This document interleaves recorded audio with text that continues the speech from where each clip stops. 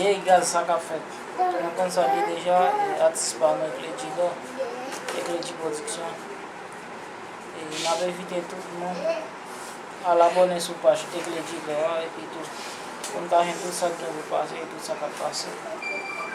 Mwen jist gen fey ton tret pou mouman kap fey aktualite. Mwen se gen pilot toujou kap fey. Pis abone a chanel la, aktive notifikasyon kon pa ve di mwen bot sa ka pase chanel la. Atis pa nou Eclegido, ti ne gande yo, ti ne pale nan men respekte.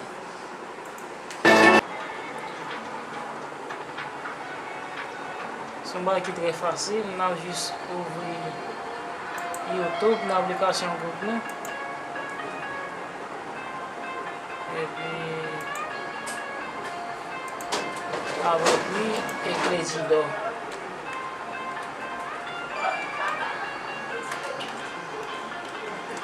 Avec Eclegido, la montée.